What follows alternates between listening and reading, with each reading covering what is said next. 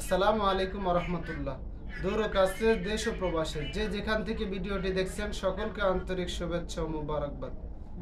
দর্শক, আজকে আপনাদের মাঝে অত্যন্ত গুরুত্বপূর্ণ একটি বিষয় নিয়ে কথা বলবো, আর তা হলো রাসূল করিম সাল্লাল্লাহু আলাইহি ওয়াসাল্লাম বলেন, ইজা মাতাল ইনসানু ইনকাতা আনহু আমালুহু ইল্লা মিন সালাসাতিন আও সাদকাতিন জারিয়াতিন আও ইলমু ইয়ানতাখি আও ওয়ালাদিন সালিহিন।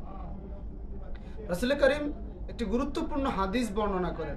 রাসূল করিম সাল্লাল্লাহু আলাইহি ওয়াসাল্লাম বলেন, যখন একজন মানুষ মারা যায় তখন তার সকল নেক আমলের দরজা বন্ধ হয়ে যায়। শুধু তিনটি নেক আমলের দরজা সব সময় খোলা থাকে। এক নাম্বার নেক আমল, তার নেককার সন্তান। তার সন্তান যদি নেককার হয়, তার সন্তান যত আমল করবে তার সওয়াবের একটা অংশ যেই মানুষটা মারা গেছে ওই মানুষের আমল নামায় জমা হবে। সুবহানাল্লাহ। দ্বিতীয় নম্বর আমল হলো সদকায়ে জারিয়া, অর্থাৎ এমন সদকা করা যার উপকারিতা কিয়ামত পর্যন্ত থাকে। যেমন আপনি মসজিদ নির্মাণ করতে পারেন, মাদ্রাসা নির্মাণ করতে পারেন, একটি কালভার্ট নির্মাণ করতে পারেন, একটি গাছ লাগাতে পারেন, এভাবে আপনি সদকায়ে জারিয়া করতে পারেন।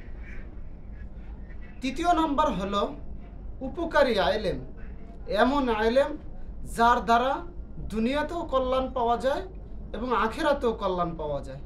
যেমন আপনি একটি মাদ্রাসার শিক্ষক হলে ওই মাদ্রাসার যত ছাত্ররা আপনার মাধ্যমে শিক্ষা অর্জন করে দ্বীনের এলেম প্রচার করবে, জ্ঞানের প্রচার প্রসার ঘটাবে,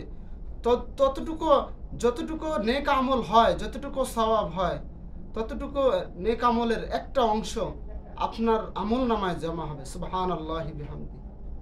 আল্লাহ তাআলা আমাদের এই বিষয়গুলি বুঝে শুনে আমল করার তৌফিক দেব। ওয়া আখিরি দাওয়ানা আনিল হামদুলিল্লাহি রাব্বিল আলামিন। সকলের সুস্বাস্থ্য ও দীর্ঘায়ু কামনা করে আজ এ পর্যন্তই। আসসালামু আলাইকুম ওয়া রাহমাতুল্লাহ।